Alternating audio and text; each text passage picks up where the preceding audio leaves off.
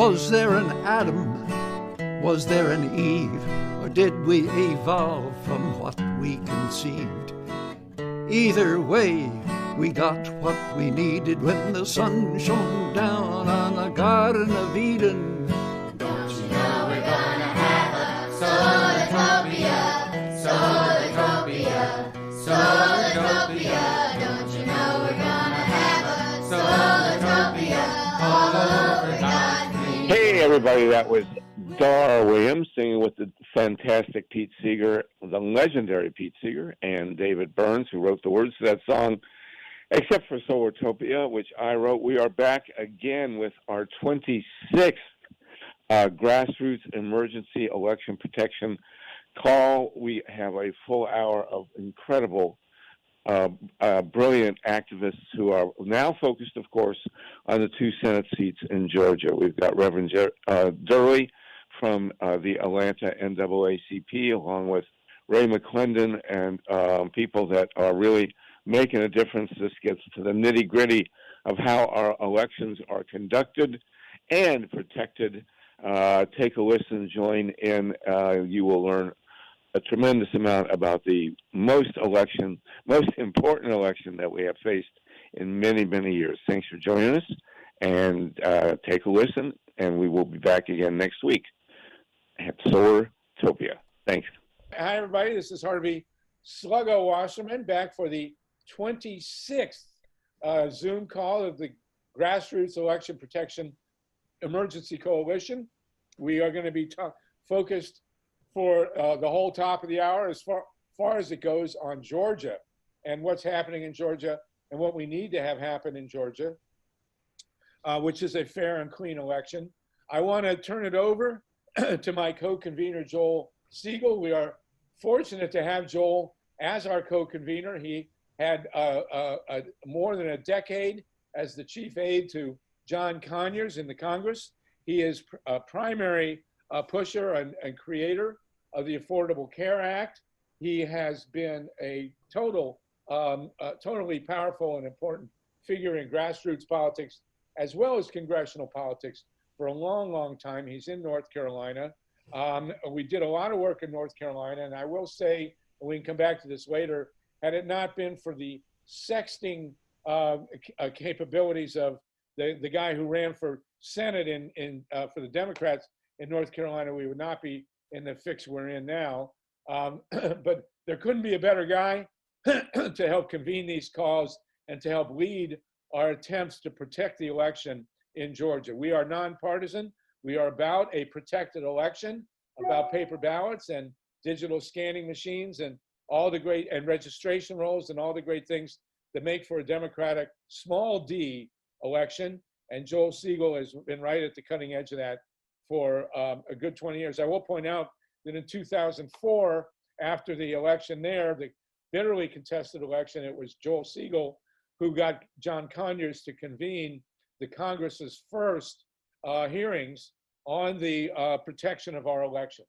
And here we are 16 years later, we have had a remarkable national election, and a lot of it has to do with Joel Siegel. So Joel, I would like you to introduce our truly honored and powerful guests as we jump in to the swamp here of election protection in Georgia.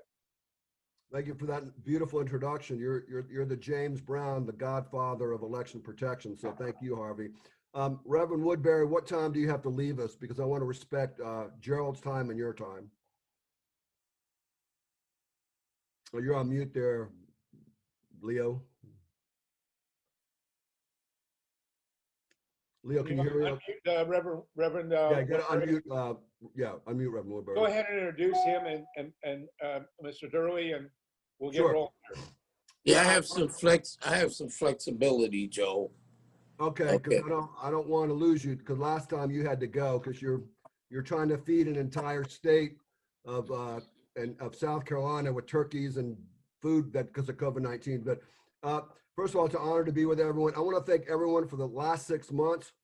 We have 92 people on this call. All of you are leaders in your own right for election protection, different constituencies on social justice. I want to thank Mike Hirsch, who's the communications director for Progressive Democrats of America. We are partisan, but Mike, I want to thank you for your great work, but especially all of you who've been doing this for so many years. You know, today we're focusing on Georgia, election protection in Georgia. And I do want to make one announcement before I introduce our special guest. Here's the announcement. The announcement is I've been working in the Democratic Party for 40 years. When I was with Congressman Conyers, Conyers would be asked to go to people running for Congress, or the House or the Senate, and the white blue dog Democrats would invite Mr. Conyers to get the black vote, because Conyers used to tell me that most elections are won by 1 or 2% of the vote. And then they would call Conyers. Conyers would, you know, get the person who was running to win, and then that candidate wouldn't visit the black community ever again. Does that sound familiar? DURLEY, Woodbury? I think you've seen that, correct? Yes, yeah, absolutely. What I'm announcing today has never been done before. It's historical. You're going to see a foundation that's going to be created at the highest levels of what I call the left percent, the 1% left and regular folk. This foundation is going to be able to fund, it's not partisan, get out GOTV efforts in the black community and the Hispanic community. So instead of Leo Woodbury and Gerald DURLEY having to figure out a way to get money to get people to the polls, and every candidate that Reverend Woodbury got behind, they won. And that includes the mayor, the new mayor of Florence, South Carolina, who's the first black mayor ever in Florence, South Carolina. And I don't think any of y'all know about Florence, but I live near Florence. I'll put it to you this way: it ain't the most progressive city in the country. And to get someone there, it was because Reverend Woodbury got people to the polls. And thank you, Harvey, for the donation that you got to Leo, because it helped a lot. This foundation is going to be very important. There'll be more. You will hear about it. This is a part of our election protection effort. We cannot wait on either party to fund GOTV efforts because they do TV commercials. Those days are now officially over. That means the grassroots, we're going to have to do the GOTV ourselves.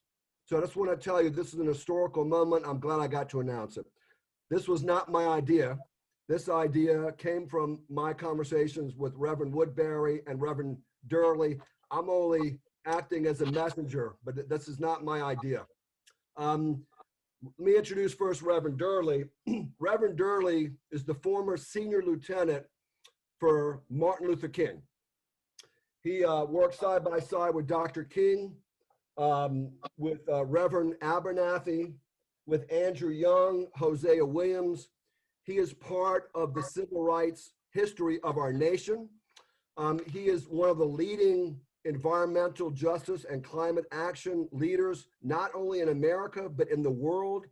I met him at the invitation of Al Gore at his Climate Reality Project. GERALD was the keynote speaker at Al Gore's Climate Reality Project. He is, in my opinion and others, one of the most influential leaders in our nation, and especially among African-American ministers. We are so honored to have you. What we want to talk about, Reverend DURLEY, is can you give us an assessment of what's happening in Georgia regarding the Senate races? What is needed, in your opinion, if we're gonna get the vote out? What are some of the gaps? What do you think we need to do? How can we help? And GERALD, the floor is yours. Welcome, and you can speak either in the 6 languages that you know, or you can speak in English. Up to you.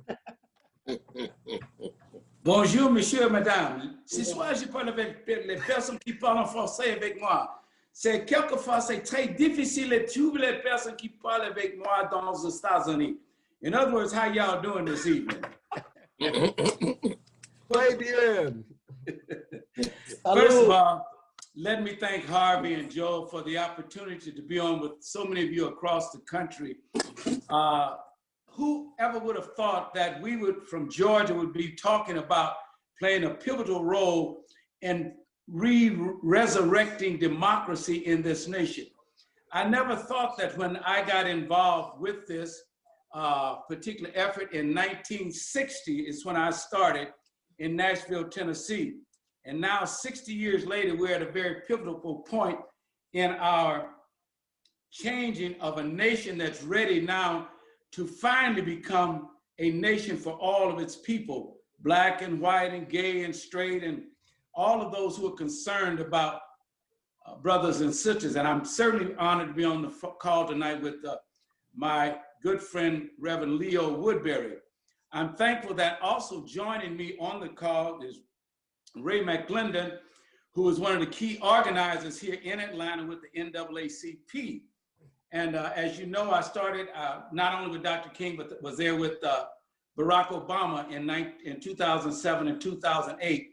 And we never thought that when we came to Georgia, and I've been living here now for some time, pastor the church for 26 years, and then I was dean at 2 universities here. So it's all coming together in a very positive way. But we knew after what happened with Stacey Abrams when she ran for governor, that the suppressive actions were just totally out of sync with what Georgia was about. So we began to work. What you see now is the end product of 10 years, 10 long years of very difficult work. And as all of you know on this call, the 3 things that kept us going in the civil rights movement was organize, strategize, and mobilize.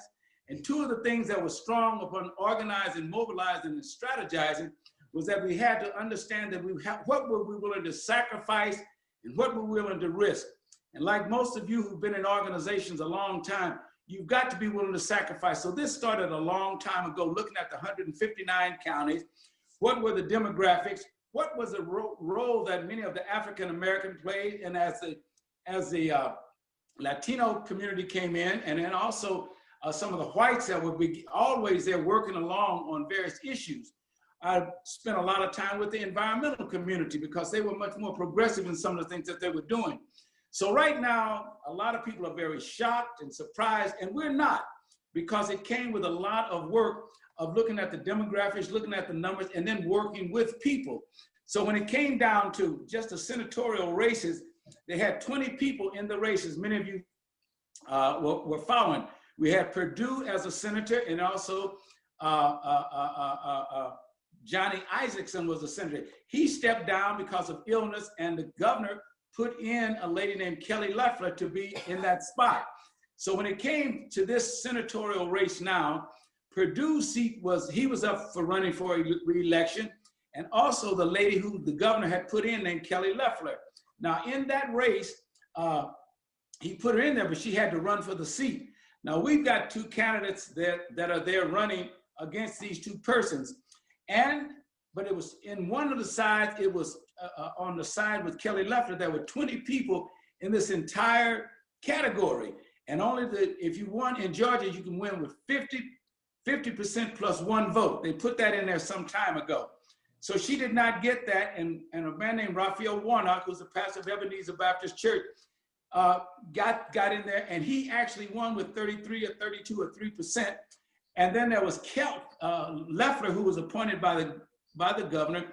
And then there was a guy, Collins, who was a big defender for Donald Trump during the impeachment hearings. But the 2 top vote getters were Warnock and Loeffler. So they are now in a runoff that will take place in January. On the other side, there's John Isoff, who's been running, and he's running against Perdue. So those 2 Senate seats are up that will be going for January the 5th. So when the voting started taking place, we concentrated on ballot voting, early voting, and then certainly we did not concentrate on so much this time on people standing in personal voting lines, but we knew that that was critical. So we began to work not only with the churches, but also the 501c3 organizations. Of course, they were nonpartisan, but we were getting them out. And we connected the dots by saying, this is, some people are saying, for the soul of America. And of course, we like that term, the soul of America, because the soul of America is the very essence of what it is for all people to rise up. And so we work at that level. Now we're down, the voting has taken place, and we're counting by hand now. We've worked along with the governor, Secretary of State Ratzenberger, and he's been very, very open, because we challenged the number of voting sites, we challenged the machines, we challenged the dates that they would be open, and all of that, and the equipment that would be used. And he was very applicable with all of us. So now it's down to where they're counting the votes, and many of the counties are already in. Now we realize that the key is to get out to vote on January the 5th. This has not been a very stronghold in the African American community. And this is why the NAACP now, one of the strategies that we had to use in looking at the numbers, there's a man in the state named Richard Rose, who's the president of the Atlanta branch of NAACP, and Ray McClendon, who's on the phone with us today, been really organizing. We found that there are 159 counties here in the state of Georgia. In 19 of those counties, 77% of the voting population are African Americans. So we got 18 different NAACP branches that will be working in those 19 counties to get the vote out. But everybody is converging on Atlanta or on Georgia. A lot of dollars are coming in, and they're going to a television ad. Television ads do not get people out. People are tired of television ads. They're tired of the angst, they're tired of the anger, they're tired of the slandering, the mudslinging. But what gets people out is the old-fashioned, we're in a pandemic, but the door knocking, somebody saying, come to my home, let me pick you up. So in order to do that, we realized that we had to now get Mrs. Jackson or grandmother so-and-so, the barber or the mechanic to work in their communities and give them $100 or $200 to do that. The overall Democratic Party, they thought just coming in, putting a lot of money in television ads would do it. That did not do it. It's got to be a people to people. It's got to be the old kissing of the babies and shaking of hands, even in a pandemic, without doing that actual act, but getting people in those areas to bring out. So we have concentrated on that for the next 3 to 4 months, getting at those people. We've talked to people all over the country who said, what can they do in Georgia? And that's the emphasis. And Ray, I'd like you to step in, Ray McClendon, and maybe you can give some more highlights to what I'm saying. These are a very distinguished group of people, all over distinguished and very progressive in terms of resurrecting democracy once again in this country. Ray, are you there? Yeah, I'm here, and thank you so much. And it's a pleasure and honor to get an opportunity to speak with all of you this evening. And I just want to just highlight what Reverend DURLEY is talking about here. We've put together a coalition under the leadership of Richard Rose, the president of the Atlanta branch, to form a coalition of 19 branch presidents of NAACP branches in those 19 counties that, as Gerald mentioned, represents 77% of the Black vote. Obviously, that's Metro Atlanta, but that's also Chatham County, which is Savannah, Lowndes County, Valdosta in the south, as well as Muskogee County, which is Columbus, Bibb County, Richmond County, which Bibb County is Macon, Richmond County, which is Augusta. So we've got all of the major centers across the state. And not only did we bring the NAACP branches, but in the Black community here, it's really focused on the influencers. And the influencers are in a variety of leadership groups. What are those groups? They are the National Pan-Hellenic Council, otherwise known as the Divine Nine, which represents all of the Black fraternities and sororities. It represents all of the HBCUs, the historically Black colleges and universities in the state, which there are multiple all around these different areas that were just described. It's the Prince Hall Grand Lodge of Georgia, which is the Masons, one of the oldest Black groups in the state that has been organized and been a force for political action for over a century, along with, of course, the churches are always involved, and the leadership from our clergy. 100 Black Men of America, which has a number of different groups around the state, as well as 100 Black Women. We are also in collaboration with the New Georgia Project, which is Stacey Abrams' predecessor group, which also Reverend Warnock was the chair of for several years. and the People's Agenda, which is also another grassroots organization. So what we've done is brought all of those organizations together and created this 19 county effort. And we put that together some 3 months ago, and we were engaged and on the ground in all of these counties during the general election season. And we call it a season for a reason, because we had a concerted Plan Your Vote campaign where we had all of these groups trained and put forth in their communities to get people to recognize that they needed to have a plan in the middle of a pandemic with voter suppression, which is not new to us in Georgia. We're used to voter suppression. We just had never had it at such an unprecedented level that was emanating out of the White House. But we were used to that. And so we put these groups together, and we were able to put together some 20 different events in these counties, including Souls to the Polls on Sundays, Parties to the Polls on Saturdays, election protection monitors during early voting, culminating on Election Day. We passed out over 8,000 bottles of water and snacks across the state to different people, and gave people a sense of calm and a sense of relief and peace when there were a lot of threats about voter intimidation that was coming forward. Now, as you all know, the voter suppression has been stark, and one of the things that we did was engage with voters throughout the entire process. We had virtual phone banking, where we curated lists to target those communities, in addition to the canvassing that Reverend DURLEY alluded to. We are very pleased that it was very successful. We had several hundred volunteers that came out to be poll workers. We've had thousands that did phone banking, and we had many more that contributed and provided background to the effort in terms of communications, marketing, branding, and bringing other capacity resources to the table. So we have the infrastructure in place from our general election effort. And now the critical nature of these Senate seats, and also we do have a statewide Public Service Commission race too, which has now been moved to January 5th. And that will play a pivotal role in the state as well.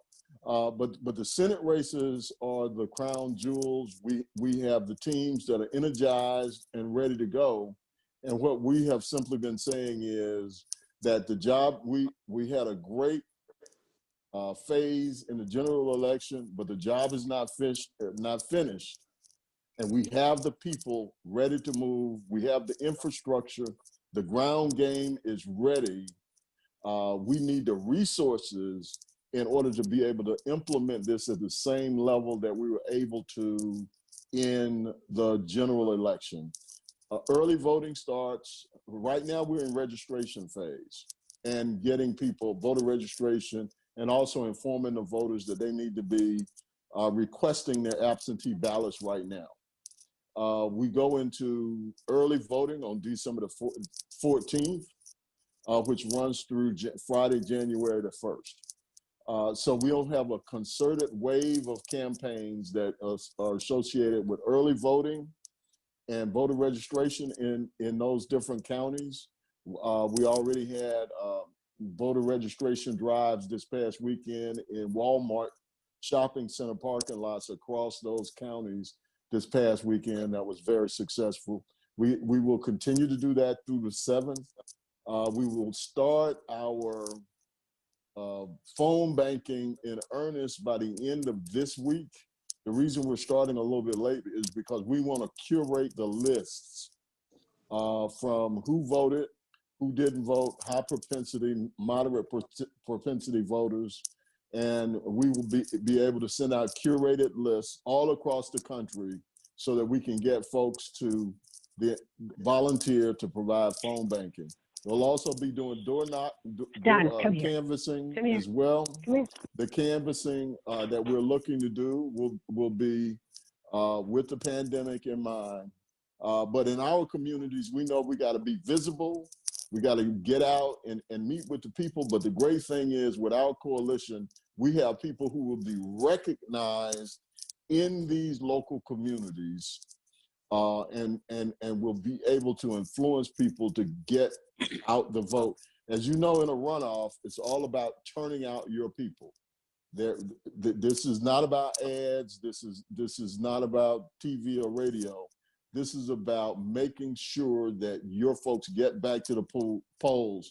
Most of the studies show that in Georgia, the reason that that one party, primarily Republicans, win most of the runoffs is because the turnout will drop by 60, 70, even 90% in some races.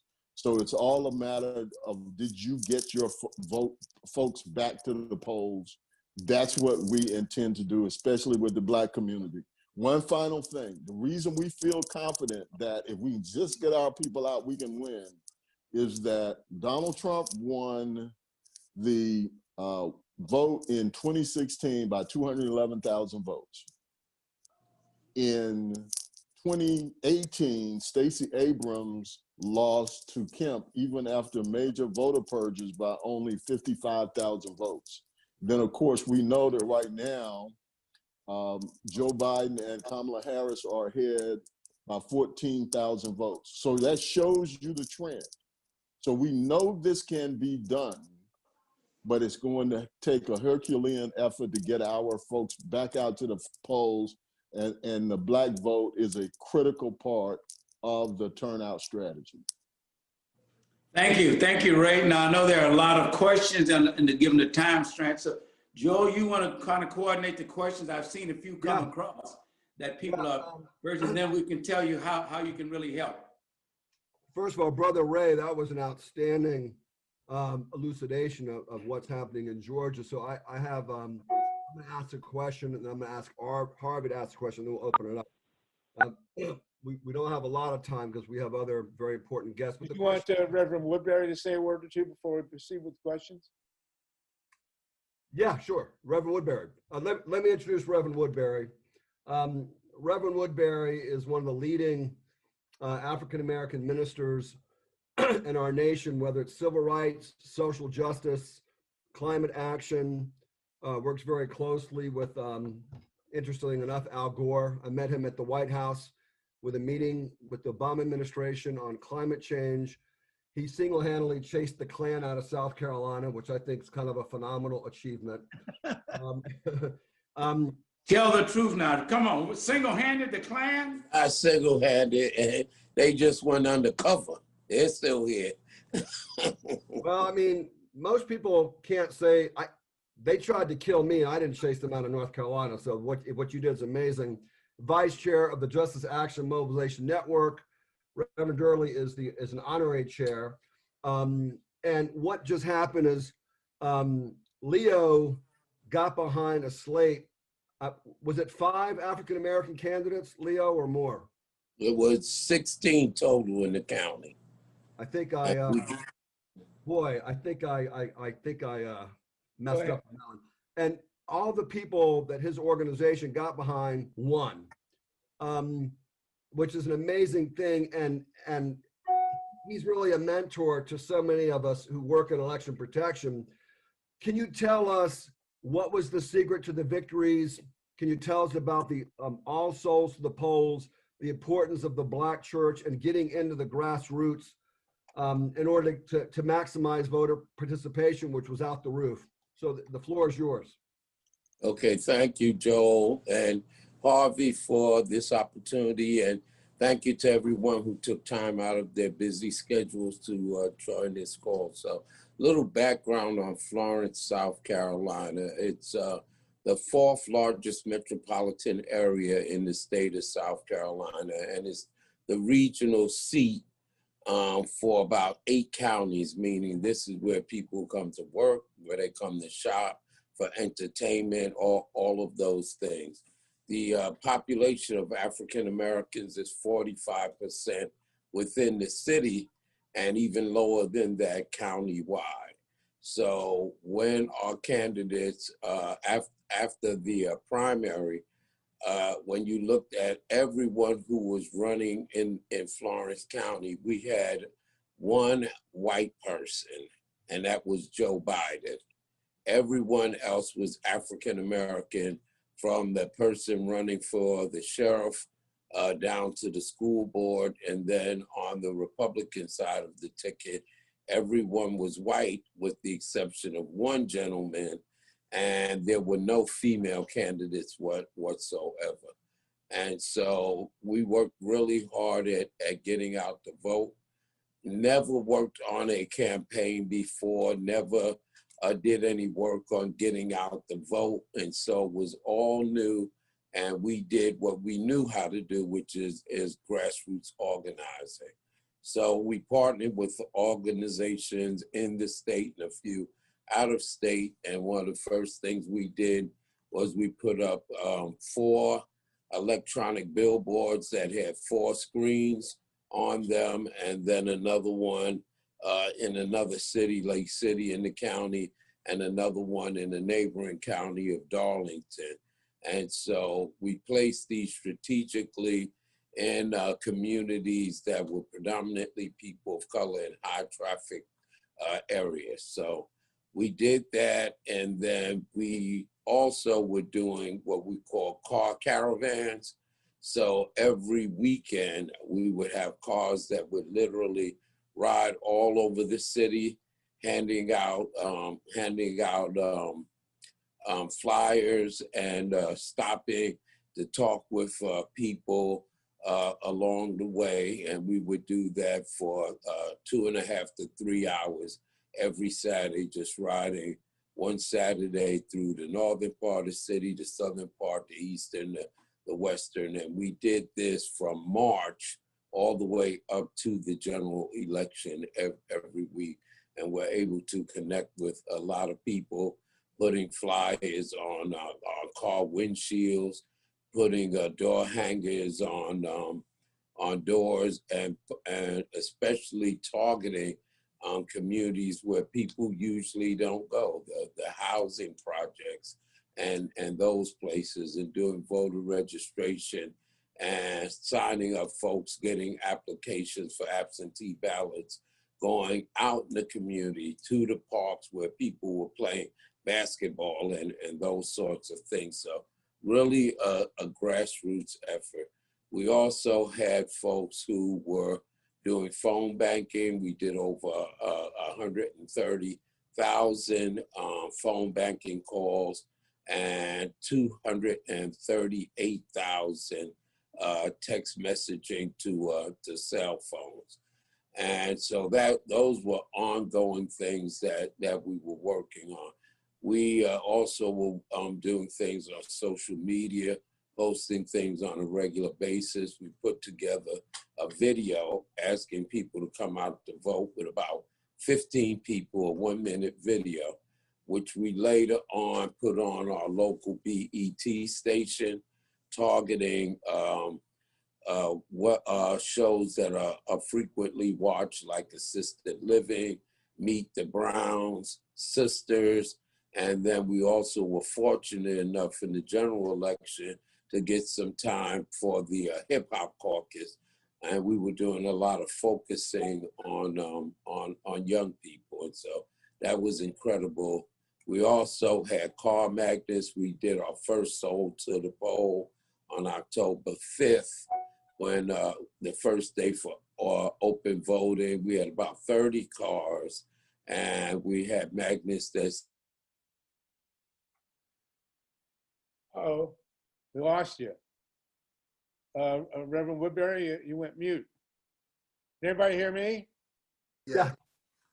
All right, well, that's amazing rundown. Let's proceed, Joel. Yeah, I just want to ask Reverend DURLEY and Brother Ray. Basis. Oh, there you go. Can you hear me? Yeah. Yeah. We got you back. Thank you, Rev. Okay. We did that on. I'm going to have to leave in about 5 minutes. Okay. Reverend Woodbury, that's fantastic. We'll come back to you as well. Gerald Durley, do you have anything further for us? Well, I think that one of the things that, and Ray can do it, I'm opening up an interfaith prayer here in Atlanta at 6 o'clock. And so that's why, and I didn't know about this until yesterday when Joel called me. Otherwise, we'll have you back on next week as well. Yeah, and but Ray can, we worked on this a lot, and Ray can kind of the follow-up as to what people can do. So many people are calling from all over the country now asking, what can we do in Georgia? You've heard all that we've done thus far, but there are certain kinds of efforts that he can go into much more detail as to what we can do now in Georgia. So thank you so much tonight. I wish I had known, but we've got Muslims, Jews, Christians, all. You'll come back with us next week because this is a huge network, and this network reaches a lot of people. So if you'll come back and join us next week, we will have a lot of people ready for guidance on what we can do to have a fair election in Georgia. Okay. As a historian, I will assure you, and I don't have to tell you this, that there has never in the history of the United States been a fair election in Georgia. No. And if we can actually have one in January, what a revolution that would be. No matter who wins, if you actually have a fair revolution in Georgia, it will change all of American history. So if you we're going to be battling that, and we're going to try to meet with Raffensperger, who's the Secretary of State, to let him know, because he made a strong stance. And I'm like this: if you're going to stand for us at these tough times, we'll stand there. So we're going to stand behind him probably next week at the state capitol and say, man, stay the course. Don't back up, don't bend, don't break, and don't bow. Probably Monday or Tuesday of next week. Hey, Harvey, if you will come back next week and continue with us through January, this network will grow, and we will have an informed and incredibly powerful movement to have something we've never had before in this country, which is a fair election in Georgia. Harvey, Gerald, first of all, you still look like you look younger than me, but this is a yes or no question. Does the Atlanta NAACP, which needs the money to get the vote out, the black vote in 17 counties, have the money to do so? No. Okay. Yeah. Does that mean then all the people who are on this call and all the people that we know, if we get our money to the Atlanta NAACP, will that help them get out the GOP? It'll help a tremendous, and that the sheet that I sent you, the letter that I sent you, has all of the information. I sent that to everybody. Richard Rose, and you can put that out to all the people on the call, because this is what we're doing. We're just piecemealing and putting it together, but we're going to put it in the hands of the people to everything that Ray talked about earlier. So that's when I sent you the overall description earlier. I think you have that, don't you? It's been distributed, by the way, to Mike Hirsch is distributing that to everybody. It's going to go on the chat. Okay. Okay. All right, so we'll see you next week, Gerald. Thank you very much. Ray, anything you want to add, just closing, Ray? No, I just want to say thank you for allowing me the opportunity to speak to everybody, and just to let you know that we have a ground game that's proven. It was so heartwarming to hear Reverend Woodbury, because everything that he just talked about that is proven for the way that you get out the black vote in South Carolina, we are doing with these we have done for the general election with these 19 counties, and we need the money to do the same thing in those 19 counties for the runoff. And Harvey, that's what it's about. You're going to see, Harvey, that I started to say something that I don't believe in. I started to say the South will rise again, but I don't want to say that. I just cannot say. I don't want it to rise. A new perspective will rise again, not the South. The progressive South will rise again. The progressive South. And there you go. Woodbury from South Carolina has showed us what kind of an impact. He won every race that he was involved in down there, or the people he supported. Yeah. So, again, we're nonpartisan, but to have a fair election in Georgia would be staggering. Well, let me just say to you, when you saw those votes coming in on Wednesday night and Thursday night of election week, and where they were coming from, that tells you how important it was when the vote turned. Those were coming in from Chatham County. They were coming in from Clayton County, Clayton which is part of County. John Lewis's district. Those were all directly attributable to getting out the black vote. And if you guys can put in the chat exactly how to get, or Joel, how to donate straight to the NAACP in Georgia, that would be great. Joe, you have that already, don't you, Joe? Yeah, it's been sent to Mike Hirsch and distributed, so we'll be able to get that done. And you have, and my email was also in that. And if anybody wants to contact, sure. Hold on, Art. Go ahead. Okay, so my one question for all the Georgia activists, there's a concern by Common Cause Georgia, the Coalition for Good Governance, which includes Gene DeFort, and the Brennan Center, that the Secretary of State is not doing anything to actively promote having emergency paper ballots in case these ballot marking device machines get slow or slow down, or having voter registration paper backups if the no-wink poll pads fail, which has been a problem in earlier elections in Georgia. To what degree are you guys concerned about this and doing any activism on it, or think there should be any activism, just in terms of these paper backup issues? That's not really from our experience. We've been working directly with the county registrars. As you know, the county registrars oversee the elections, and we have direct relationships with each and every one of the registrars in all of these counties. Good. That hasn't really been the problem. The problem right now is voter intimidation and voter suppression. Intimidation at the polling sites and suppression with respect to the concern about the Postal Service and whether or not you can be comfortable with your absentee ballots in the middle of a pandemic. Okay.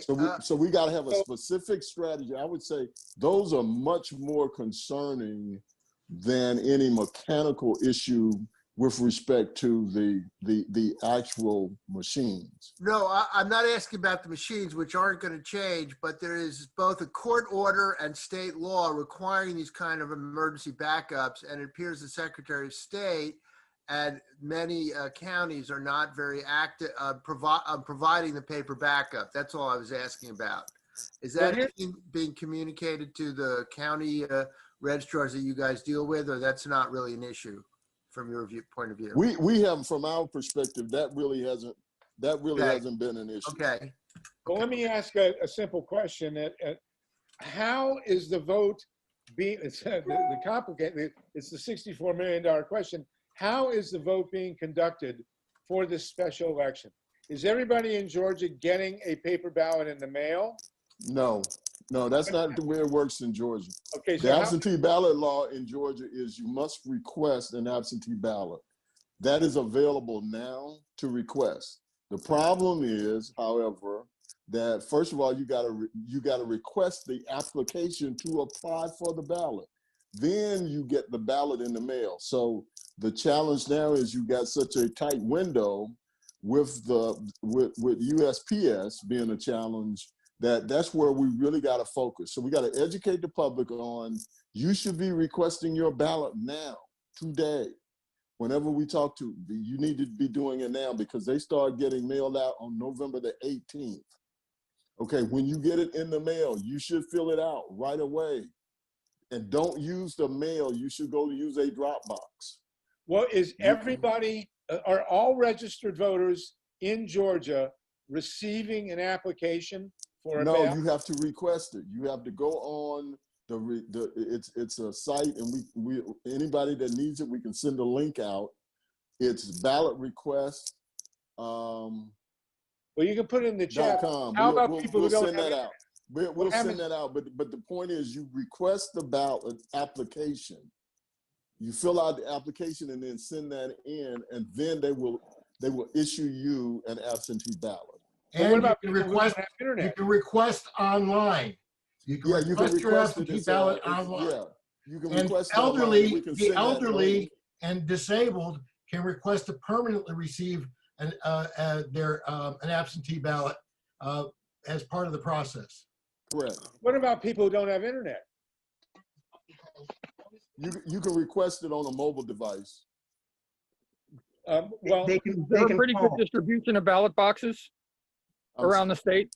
No. It again, because counties run elections, it widely differentiates between different counties. As an example, in Fulton County, there were over 40 across the county. In Dougherty County, which is Albany, Georgia, which is a large county in the South, there was only one location for a drop box. What about early voting? What's early voting starts on December the 14th. So you got almost a full month of early voting. Yeah, you got early voting. Now, if early voting for a month, right? Almost. No, well, not quite a month. Not quite a month. It's over on January 1st. So it's a little over two plus weeks. So early voting starts more than 2 weeks before the election, but then it ends the last weekend? It ends on the Friday before the election day. Yeah. So that you can't early vote the weekend before the election? No. Wow. That's unfortunate. Think about it, Harry. So that's why virtual phone banking, voter education, and getting this information out on door knockers and other things is so important. You know, we ran a Plan Your Vote campaign to really inform the electorate of what their options are, because people are nervous. People are concerned about the post office, the pandemic, and our issue is to get the word out on how you can safely and securely exercise your right to vote. Wow. Reverend Woodbury, did you have experience with this in South Carolina? Was there early voting? Yeah, I was going to ask if people are allowed to pick up absentee, because in South Carolina, we literally went and got the applications, went out to people's homes, had them fill them out. And as long as you're not a paid campaign staffer, we could drop the applications off at the election commission, and then we would have them call us, or we would call them to see if they got their ballot. And then once they filled them out and put them into, sealed the first envelope, put it in the second envelope. If you were not a paid campaign staff person, we literally took them to the election commission and dropped them off as much as we possibly could, so that we wouldn't have to depend on U.S. Postal Service. And that way we could track many of the absentee ballots that we knew were delivered. Wow. Without getting into the weeds, it's similar in Georgia. There are a couple of quirks.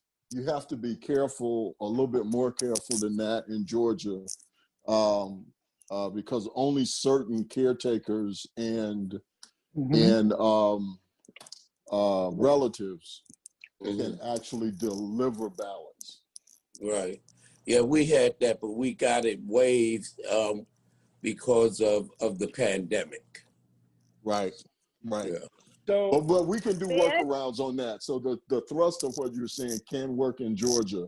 But that's the importance of what we're getting right back to, though, is that's the importance of having hands-on people, grassroots on the ground, who people trust and know to make sure that this gets done. Well, does the absentee requests can also be emailed to your county registrar, and it can be hand delivered to your county registrar. So making the request for your absentee ballot, you can deliver it easily. We have a request here. We have a request from, thank you for that. We have a request from Gina Ironside in the chat. She says she's available to work full-time on the ground with this effort in Georgia. Ray, can you tell her exactly where to go and who to contact? Yeah, so Joel has the information, and it tells you how to donate and the different ways you can donate, how to volunteer, and how to and the link to phone bank. Yeah, so if you have his email, then all of those links are in that email. If you need me to send it out to anybody else, I'd be happy to send that, because we need all the help we can get, and we need it now. Hey, Ray. Okay, so, Harvey. yes, Hey, Joe. Harvey. 1 second. Harvey. Joe, go. I just want to make sure. So I sent the donate button to Stephen Caruso and to Mike Hirsch. I don't know if technologically they can do it right now. If they can't, why don't we send it out, right after the call, because I just sprung it on them. But what I hear them saying is they need money. I think it's really important for people to reach in their pocket or talk to other donors. And I know vote by mail and all the work that people have been doing on EP is so important. But right now, the Black community is asking for resources. And I hope that we can move the discussion in direction of where we're going to get those resources. And I'm going to have to be completely honest here.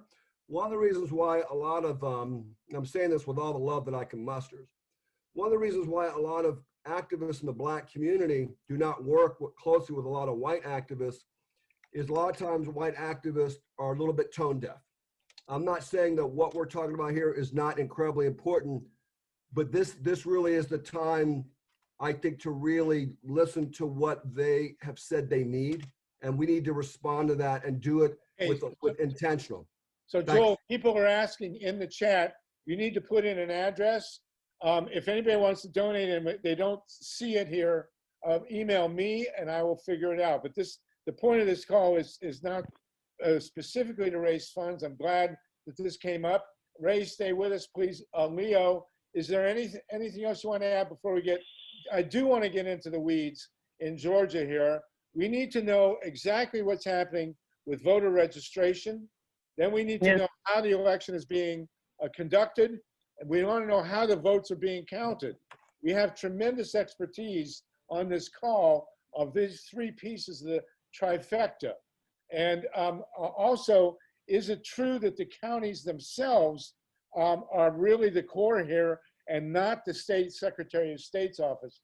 Ray, maybe you know, example of how successful Leo Woodbury was in South Carolina is really inspiring. This is the grassroots nitty gritty. Exactly. Yes. So Ray, what is happening? We know what happened to Stacey Abrams in 2018.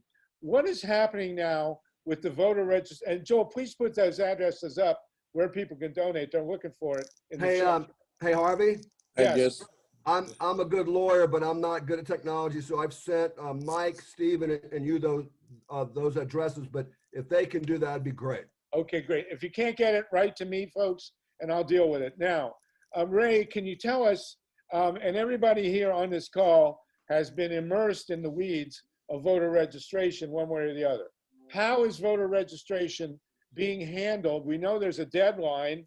What are the grassroots groups doing in Georgia, and how can we help them in terms of dealing with voter registration and the purge of the voter rolls? Okay, so the purging was a big phenomena over the last 3 years, and it probably cost Stacey Abrams her gubernatorial race. The issue right now, though, is not purge. The issue right now is to get the vote back out. What's in front of us right now is to get the vote back out that voted in the general, and to register between now and December 7th as many people as we possibly can. Voter registration in Georgia can be done by just simply downloading a printed form, or it can actually be done online. There's something in Georgia called My Voter Page. It's a link associated with the Secretary of State's office. It's called, it's mvp.sos.ga.gov. You don't have to write that down, but basically you can do this mobily.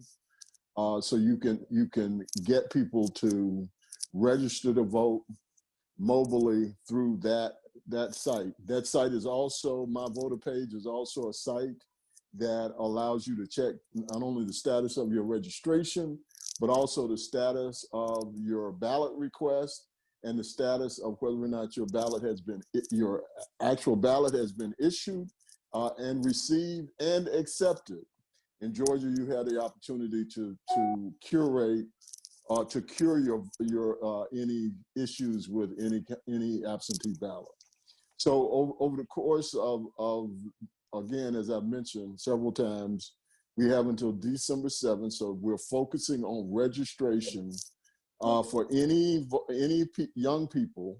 Primarily, we're focused on young people and African-American men in particular who are turning 18 between now and January 5th, who have not registered to vote. So we're going out, we're doing the caravans that Reverend talked about.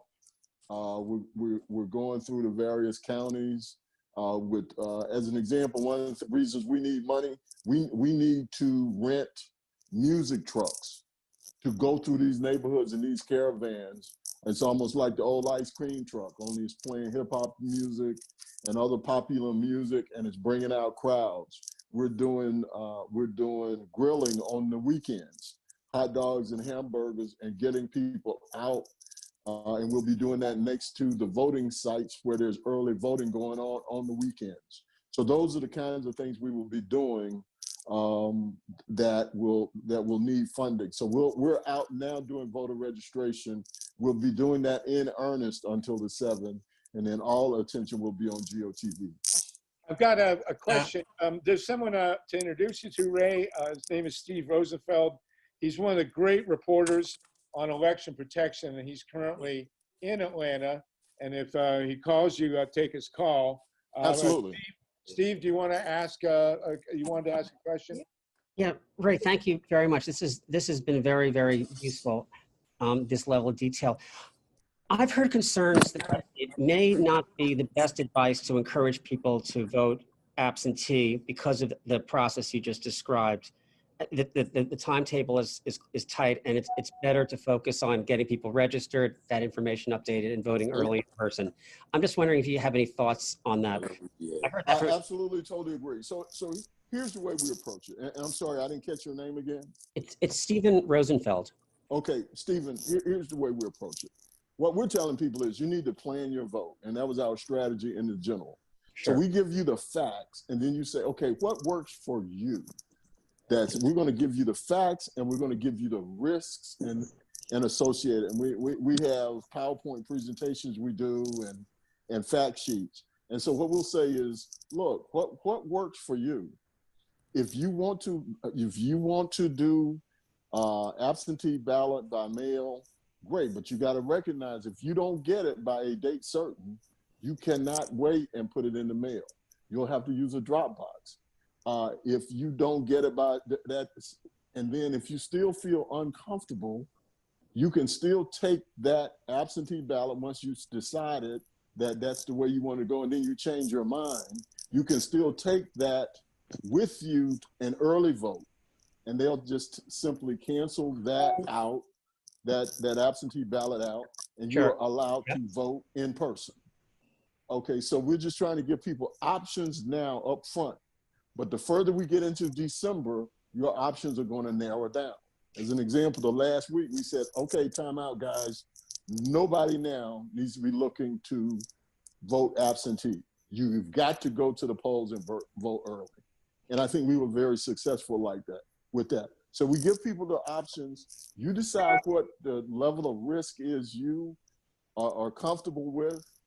Here's the way to make sure that you can vote safely and securely, and make sure that your vote indeed is going to count. And here are the ways that you can track your ballot through the ballot tracks or the My Voter page, and keep up with. This is one of those cases where you work and work and work, and you give it the college try, and then by God, you win. It's astounding.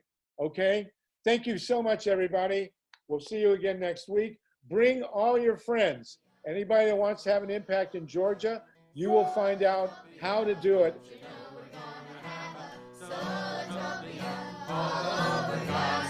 One more time. Don't you know we're gonna have a Solartopia, Solartopia, Solartopia. Don't you know we're